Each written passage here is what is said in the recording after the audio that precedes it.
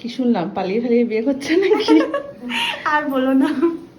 মন্দিরে কেন, বিয়ে বাড়ি ছেড়ে? সেদিন হোয়াটসঅ্যাপে হঠাৎই একটা মেসেজ আসে আমার কাছে, আর মেসেজটায় লেখা ছিল, মৈত্রীদি আমি পালিয়ে বিয়ে করছি, তুমি আমাকে সাজিয়ে দেবে। আর খুব সাধারণভাবে এটা শুনে আমিও একটু অবাকই হলাম, কারণ এর আগে কখনো কেউ আমাকে এইভাবে বলেনি। বিয়েটা পালিয়ে হোক কি ধুমধাম করে হোক, আমার কাজ একটা মানুষকে তার সুন্দর দিনে সুন্দর করে তোলা। তাই অত শত 7-5 না ভেবে ওর বুকিংটা কনফার্ম করে নিই সেদিন, আর এই দিনটা চলেই আসে। আর ওরই মতন আমিও ভীষণ এক্সাইটমেন্টের সাথে বেরিয়ে পড়েছিলাম, কিন্তু আমার কপালটা এতটাই খারাপ, বাড়ি থেকে বেরোনোর মাত্র 5 মিনিটের মধ্যে শুরু হয়ে যায় তুমুল বৃষ্টি। আর এই বৃষ্টির জন্য মাত্র 5 সেকেন্ডের মধ্যে আমি একটা ট্রেন মিস করে ফেলি। আর এই 5 সেকেন্ডের মর্মটা আমি সত্যিই সেদিন হাড়ে হাড়ে টের পেয়েছি, কারণ এটার জন্য আমাকে 1 ঘন্টা অপেক্ষা করতে হয়েছে পরের ট্রেনটার জন্য। যাই হোক, পরের ট্রেনটা ঠিক 1 ঘন্টা পর আসে, আর আমি ভীষণ টেনশন করছিলাম, কারণ একটা জায়গায় 1 ঘন্টা লেট করে যাওয়া মানে সেখানে কতটা সমস্যা হতে পারে। তো এই আর কি, দেখতে পাচ্ছ স্টেশনটা কোথায় এসছি আমি। ইয়েস, আজকের আমার লোকেশনটা ছিল তারকেশ্বরে। শুনেছি প্রতি বছরই কত দূর দূর থেকেই না মানুষ এখানে আসে, ভিড় করে, পুজো দেয়। এত ভিড় এই মন্দির চত্বর থাকে যে নাকি পা ফেলাই বড় মুশকিল হয়ে যায়।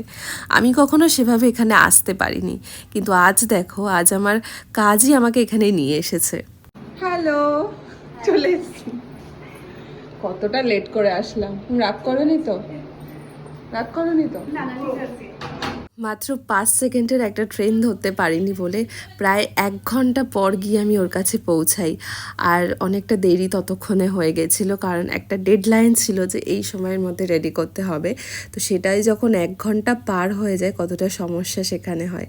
তাই শুরুতেই আগে ওকে আমি শাড়িটা পরিয়ে নিয়ে তারপরে মেকআপটা শুরু করি, আর একটু শুনেও নিই যে ও কেমন চায় ওর স্পেশাল রেডি? দিনে। কি শুনলাম পালিয়ে ফালিয়ে বিয়ে করছে নাকি? আর বলো না। মন্দিরে কেন, বিয়ে বাড়ি ছেড়ে? সেটা আগে বলো। অনেক সমস্যা। আচ্ছা, আজকে বিয়ে তাই তো? বিয়ে না রিসেপশন? শাড়িটা তো বিয়ে, বিয়ে। বেনারসি লাগছে। না, বেনারসি? লাল তো সবাই পরে, ওই জন্য একটু ডিফারেন্ট কালার দিলাম। ইউনিক আমরা। হ্যাঁ, ঠিক আছে, আজকে বিয়ের মেকআপে কেমন মেকআপ চাও মৈত্রী ব্রহ্মার কাছ থেকে? তুমি যেমন করে সাজাবে, আমার কোনো কিছু চাওয়ার নেই, মেন কথা। কত কারণ দূর থেকে এসেছি গো। আমি তোমার যত রকমের মেকআপ দেখেছি আমার সবই পছন্দ হয়েছে, সত্যি কথা বলতে।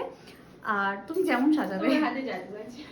তোমার হাতে জাদু আছে, সত্যি কথা। জানি না কতটা জাদু দেখাতে পারবে এত আমার কম দিদি সময়ের বৌদি মধ্যে। সবাই বলে, যখন তোমার কথা শুনেছে সবাই খুব এক্সাইটেড তোমাকে দেখবে বলে। আচ্ছা, তাহলে তো ভালো কিছু করতেই হবে, খুব কম সময় হাতে, তাড়াতাড়ি করে তাড়াতাড়ি করে, হ্যাঁ। এই দিনটা কিন্তু কোনো বিয়ের দিন ছিল না, আর লগ্নেরও তাই কোনো ব্যাপার নেই, তাই টাইমটা ওই রকম বাধা ধরা কিছু নেই।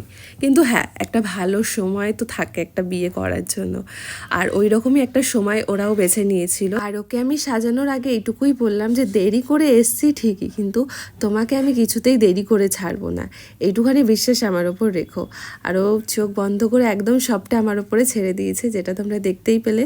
পুরোপুরি আমার ওপরে কনফিডেন্স ওর, যে আমি যেমন সাজাবো তেমনই সাজবে, শুধু একটা ক্রাইটেরিয়া যে ওর চোখগুলো যেন একটু বড় বড় লাগুক। আরও একটা কথা তোমাদের বলার, যে এটা ঠিক পালিয়ে বিয়ে নয়, এটা হলো জানিয়ে বিয়ে।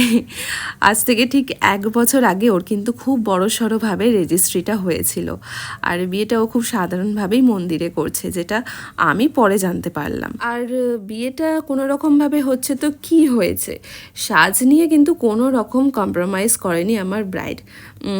সাজটা কিন্তু একদম পারফেক্ট হওয়া চাই। তাই তো আমি ওর এক কথায় রাজি হয়ে যাই।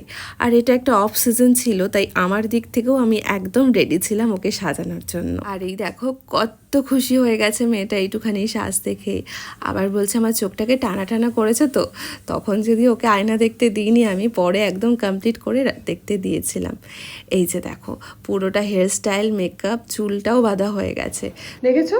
খুব সুন্দর, ভালো লাগছে? খুব সুন্দর, খুব ভালো লাগছে। বললাম না তোমার কাছে জাদু আছে, সত্যি কথা জাদু আছে।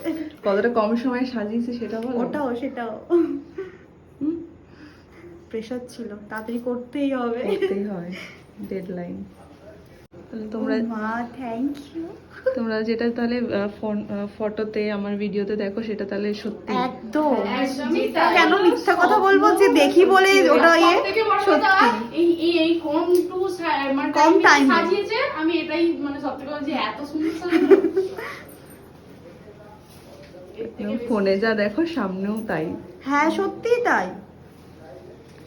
ফুলটার কথা একটু বলে, ফুলটা না থাকলে করে ফুলের কালারটাও খুব ইউনিক এসছে। হ্যাঁ শাড়ির সাথে ম্যাচ নয় বাট তাও সুন্দর। কালারটা সুন্দর লাগছে। তোমার বরকে থ্যাঙ্কস। কতটা মিষ্টি লাগছে না ওকে দেখতে, আর ফুলগুলো যেন ওকে আরও বেশি কমপ্লিমেন্ট দিচ্ছে।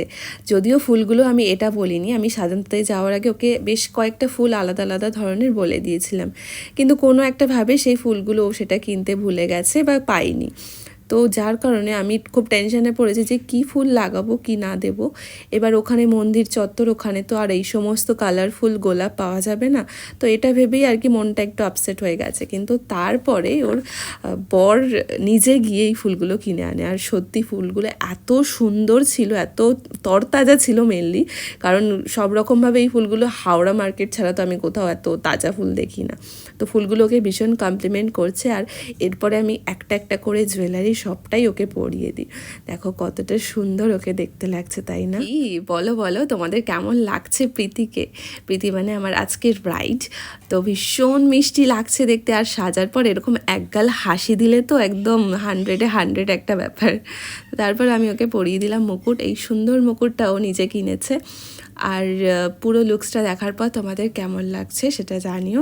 আর এমন সুন্দর সুন্দর মেকআপ শিখতে গেলে, করতে গেলে একবার আমার সাথে কন্ট্যাক্ট করতে পারো তোমরা 7980664266। প্রীতির মতো এমন সুন্দর তোমরাও তোমাদের স্পেশাল দিনটায় হয়ে উঠতে পারো। আর যাদের বিয়ে হয়ে গেছে, যাদের অনেক বছর আগে বিয়ে হয়ে গেছে, তাদের সত্যি আমার তরফ থেকে সমবেদনা ছাড়া আর কিছুই দিতে পারলাম না। তোমরাও চাইলে সাজতে পারো, অবশ্যই ডেফিনেটলি তোমরা সাজতে পারো, বাট বিয়ের দিনগুলোতে হয়তো নয়, বাট অ্যানিভার্সারি বা আদার্স কোনো ফাংশনস সেসব ক্ষেত্রে কিন্তু তোমরা এমন সুন্দর করে সেজে উঠতে পারো। পুরো কমপ্লিট, এখন শুরু হলো তাড়াহুড়ো। ওকে দেখতে পাচ্ছ ভীষণ তাড়াহুড়ো করছে। আর এখানেই শেষ হলো আমার আজকের ব্রাইড স্টোরিটা। প্রীতির ওপর আজকের এই মেকআপটা তোমাদের কেমন লাগলো সবাই প্রত্যেকে কমেন্টস করে জানিও, তাহলে কিন্তু আমি দেখতে পারবো, জানতেও পারবো তোমরা কোথা থেকে দেখছো। চলো টাটা সবাইকে, খুব ভালো থেকো তোমরা। আবার নতুন ভিডিও নিয়ে আসবো কিন্তু।